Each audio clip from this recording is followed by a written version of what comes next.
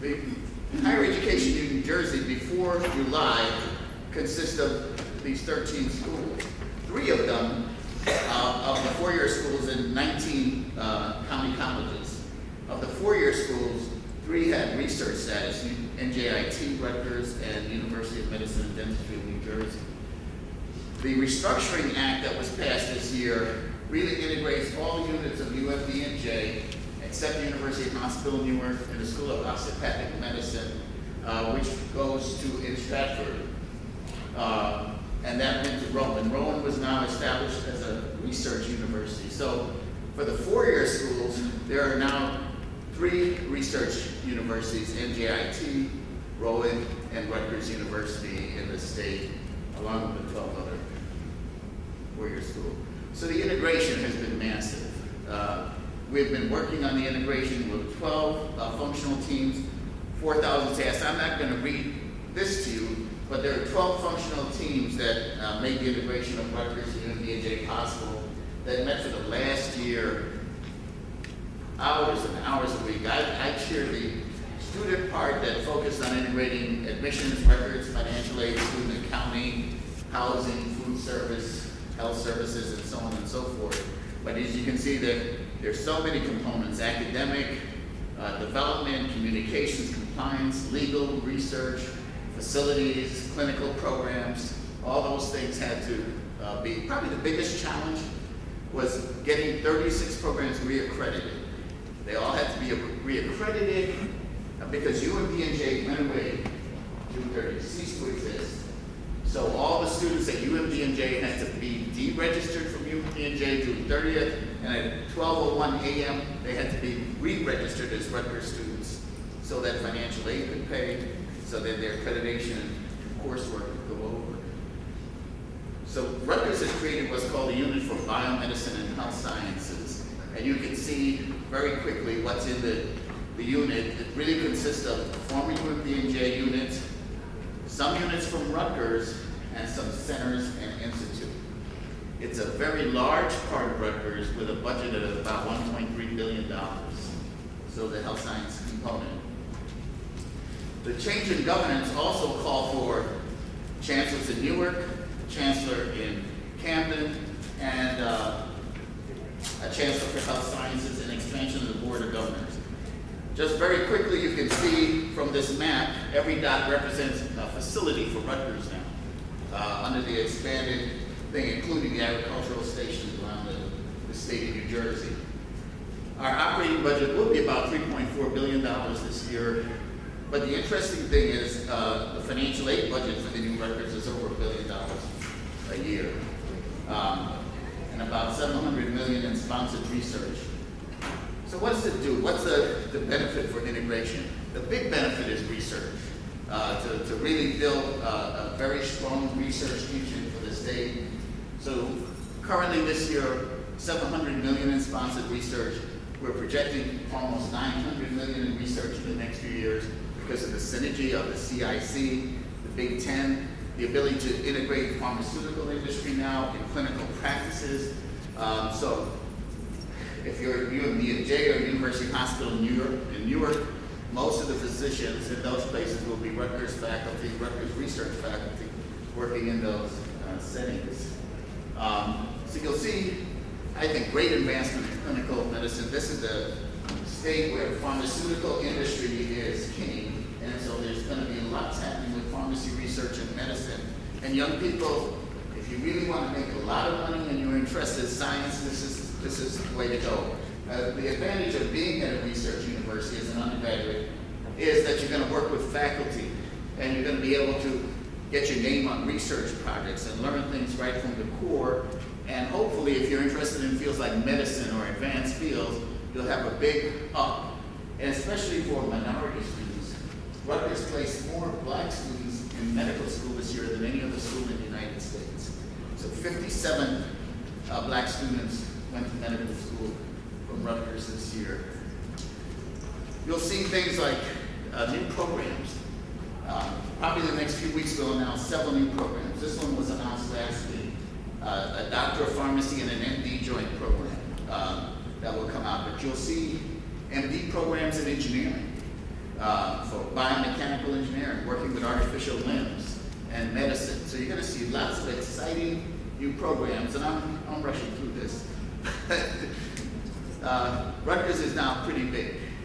The 3 campuses you can see in Camden, Newark, and New Brunswick.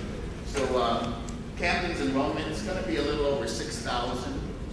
Newark's enrollment is going to be a little over 12,000. New Brunswick enrollment is going to be a little over 45,000. And the combined Rutgers will be right a little below 66,000 people this fall. So it's a big place. I bring this up because there's lots of demand to get in certain programs. And Dr. Howard, who was chairman of the board when I came to Rutgers, which is probably one of the reasons I wasn't Rutgers,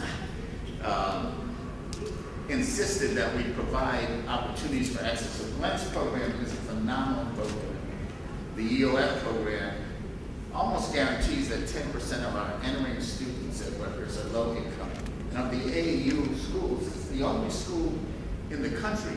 So when I hear people say Rutgers should be more like Berkeley or should be more like Michigan, I really say Berkeley and Michigan should be more like Rutgers, because none of them provide those opportunities. I lived in Michigan 26 years, and they're minority enrollment now because the state actually has a law against helping minority students. Their minority enrollment is around 6%. You know, so the bulk of Rutgers freshman class was minority, 51%, different ethnic groups.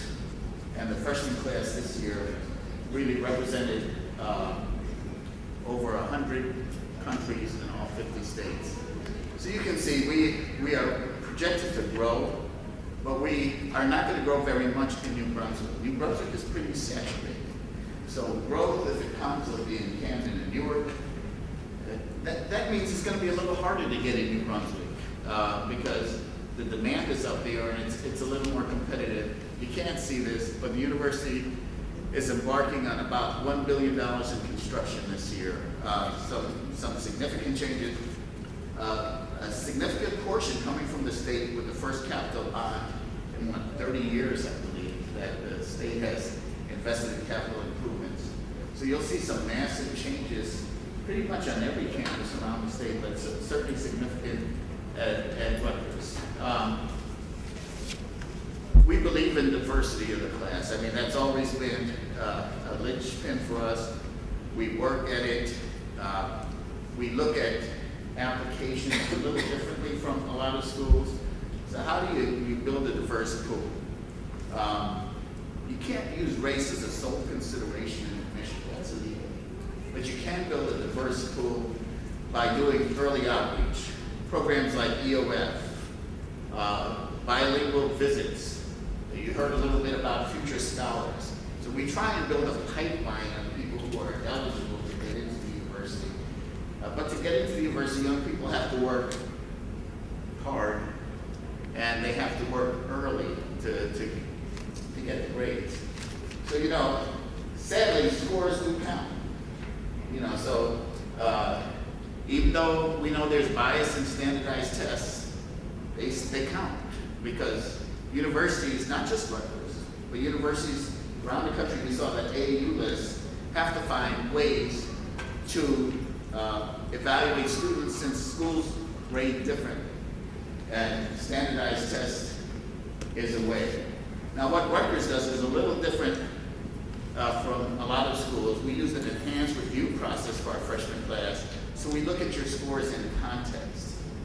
So when you take the standardized test, we look at what your school district did, and how did you do in proportion to the students in your school. So if you beat your peers in your school by several hundred points on an SAT exam, even though, for instance, to get into pharmacy this year, students needed a 2,200 on the SAT to get in pharmacy and a GPA of a 4.0 to get into pharmacy school. Say you had an 1,800 and one of the better scores in your school, we do look at that in context. So if you beat your peers by several hundred points, that would be a big plus factor to get you into the Glenn may know this, but to show how good that program is of picking students with work ethic. Last year, the valedictorian of the School of Pharmacy, the most competitive school, was an EOF student. A student that would never have been admitted except for that program, beat out 200 valedictorians to become #1 in the class. So give us an opportunity.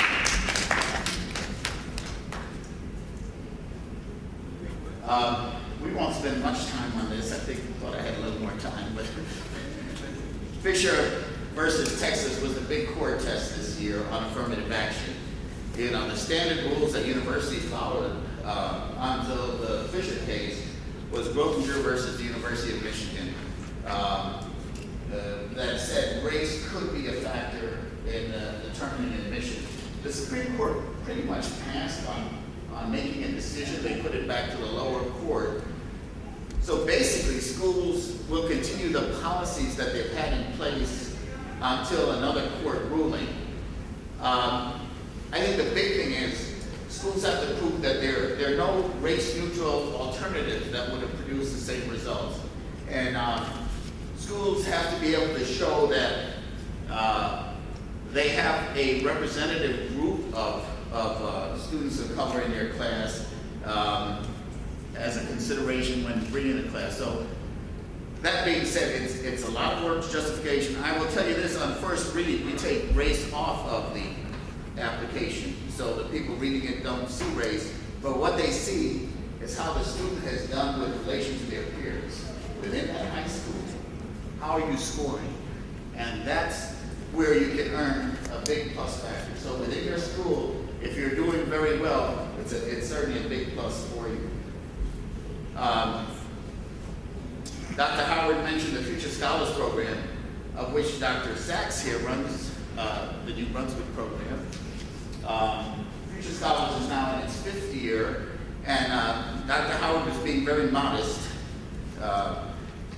When I started at Rutgers as vice president, he pulled me aside and said, "How are you going to get kids from Newark enrolled at Rutgers?"